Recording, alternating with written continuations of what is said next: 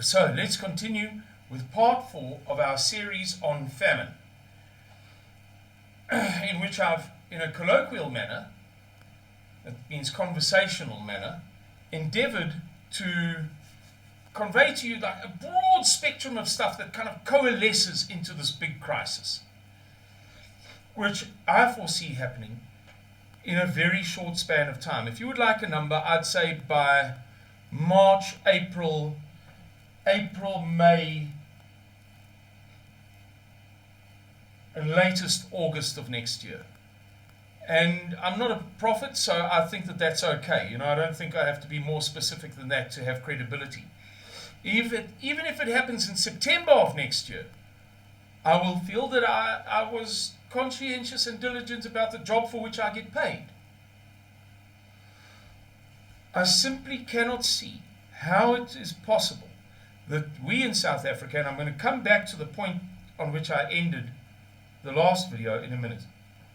I simply cannot see how we in South Africa can stave off such a crisis beyond that point if we do not have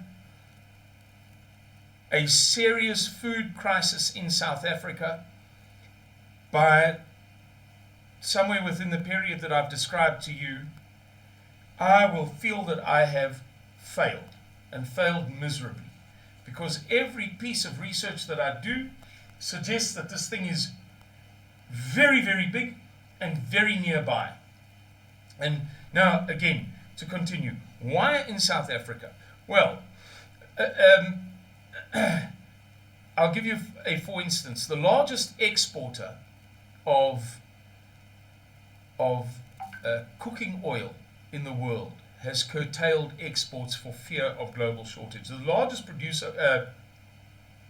exporter of rice in the world, India, has curtailed exports over recent months. At one point they forbade the export of broken rice, I believe it was. Then they forbade the export of whole rice. Then there was a suggestion that they would allow the export of one but not of the other again, so on, off, on, off, on, off, on, off again kind of thing. They were a bit undecided. I don't know what the status is today, Tuesday the 11th of October, but I can tell you that in other countries, exports have been banned too. In many other countries, limitations have been placed upon exports. Now, what that will result in is the poorest of the poor in South Africa being hungry. And I spoke to you about how the Yersinia pestis works. The Yersinia pestis is the bacillus that is responsible for bubonic plague, and it gets into oriental rat fleas. It prevents them, they collect at the top of the stomach, and therefore they block the stomach opening, and the fleas cannot successfully eat. They can ingest food, but only so far. It doesn't get to their stomach. They don't get nutrition. They don't feel full. They're continually hungry. So they go berserk, and instead of just hanging around on the rats, which is their preferred host, or which are their preferred hosts, they seek frantically for any living creature that they can, they think that the problem is what they're eating, not with themselves. And when they get to humans, they infect the humans with the buboes that I've described to you, or with the illness that results in buboes, and then in death unless you receive antibiotics, in which case you should be fine. And I'm sorry to make this comparison. I really, in my heart of hearts, hope that nobody is offended by it. Nobody. I don't even mean South London. Nobody. No black person, no poor person, no, if I may use the word, peasant in South Africa. Nobody who feels that this is directed at them, which it is directed at them, as it is directed at them, is offended by the comparison. Similarly, you will have millions of very poor people in South Africa, like frantic fleas, searching for food. About 32 to 33 million of South Africa's population receives an income from the government, either in the source of a pension or a social security grant, or a state pension, in other words, a pension from, let's say, the railways, or an old age state pension, or a otherwise SASSA grant, or by virtue of employment by the state, a teacher, for example. And there are about 20 million people. The figures vary. The best I've seen was a few years ago, and it was updated from 17 to 20 million last year. About 20 million people are dependent for grant type income from the state, grant type, like SASSA, in all of its different forms. Now, those people don't get a lot of money. We know that there's a global financial crisis erupting as we speak, beginning the 25th of September, which is a very interesting day in numerological terms. I'm not going to try and convince you of numerology. I don't want you to think that I'm some sort of new age or anything. But if you would like an introduction to Christian numerology, which is faultless and flawless, I tell you it is. I can recommend two. One is a source and one is like a reference. Reference source. Okay, let me explain. The first is Dr. Ivan Panin. Look up Dr. Ivan Panin. It's a great place to start on this subject. Dr. Ivan Panin. Panin. Easy. The other is Chuck Missler, a former CEO of a Fortune 500 company in the USA, who later became a pastor. So a very, very successful, erudite man.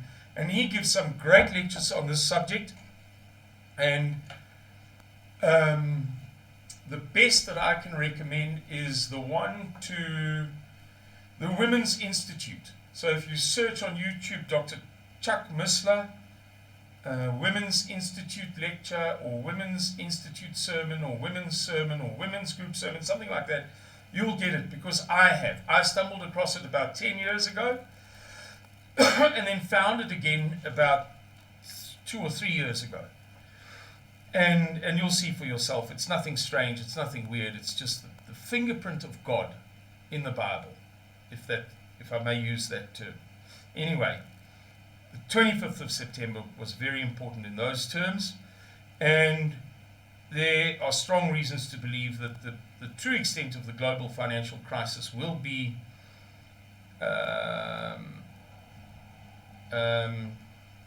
not the true extent, the critical fracturing that will lead to years of consequences. The critical period of fracture is between the 25th of September and a date in November, a specific date. And we're watching that happen before our very eyes. I mean, while the Queen was being moved from one abbey to another cathedral, do you remember that week before she was buried?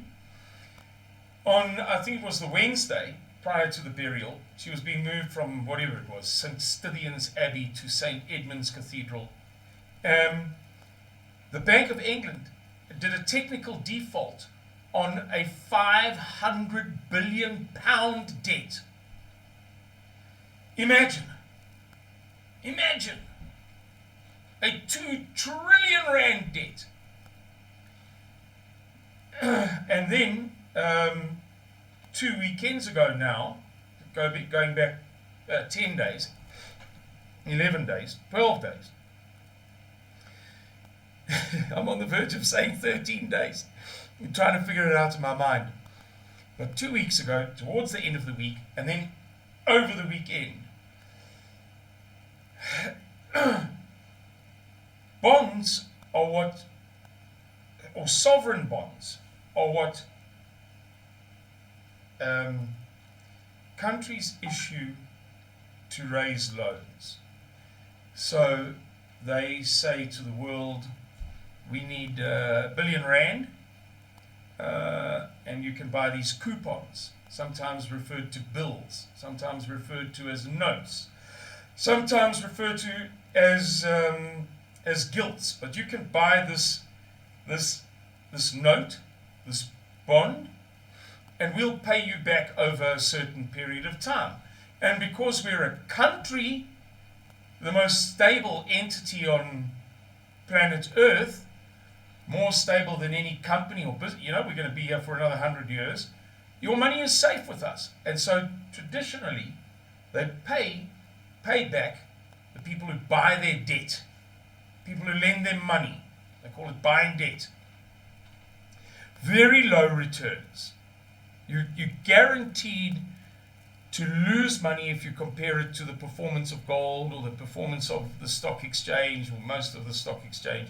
If you compare it to almost anything, if you compare it to inflation, you'll lose money, but you won't lose everything. It is the last word in stability, supposedly, in financial terms. And these guys, a couple of weeks ago, as I say, excuse me, rubbing my nose, I don't know what's going on.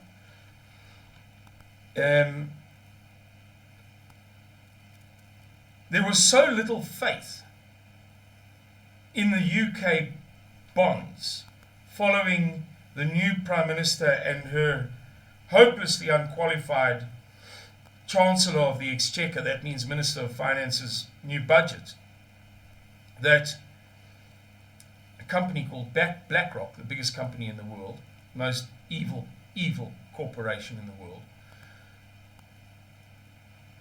played the market in such a way that it dropped.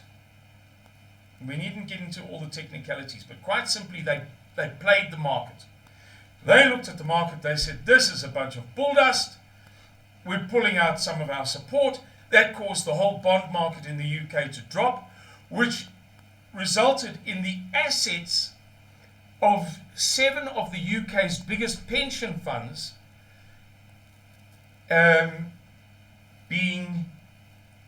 becoming technically insolvent. I'm going to explain that in a second. I've just got to find the words in my stomach, in my mind, in my brain. I'm going to pause for a second here, guys. The best way to put it is that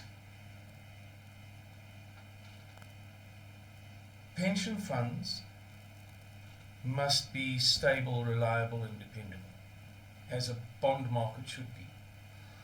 So pension funds tend to hold bonds, not only, but it's a big part of pension funds holdings. And when BlackRock did so much harm to the British bond market, and the bonds' values dropped, they dropped beyond a critical point whereby the pension funds were holding assets, the bonds, of less value than the pension funds needed to be solvent. In other words, they suddenly found themselves holding a basket full of eggs that only had half an egg yolk or half an egg white in them. So they've still got all of these bonds, but the bonds are not worth as much anymore. And as the assets of the pension fund, 7 of the largest pension funds in the UK was suddenly either technically insolvent or on the very verge of technical insolvency. So what happened was that the Bank of England jumped in and started buying British debt, started buying British bonds. It would be as if I was loaning money to myself. In years gone by, this would have been considered completely bizarre, but it is a feature of modern monetary, not modern monetary theory as such, but a feature of the dishonesty of fiat currencies, fractional reserve banking, modern monetary theory, and mark-to-market accountant, that morass of dishonesty that could be said to have come out of the lagoon surrounding Jekyll Island. If you know that story, the creature from Jekyll Island, where the Federal Reserve was first created. Right. So there's this bizarre thing. I'm now lending money to myself to sustain, I don't know, the bond market. I'm buying my own bonds. I'm taking out loans. I'm loaning money. I'm buying my own loans. And this is just one feature of how crazy the financial system of the world is at the moment. Credit Suisse, famous, huge Swiss bank, is being called Debit Suisse. We see the stock market in the USA plunging, absolutely plunging. How much money has Mark Zuckerberg lost in the past 9 months? $60 billion? Right, we'll continue the story in part 4, 5, or 6, or whatever it is shortly.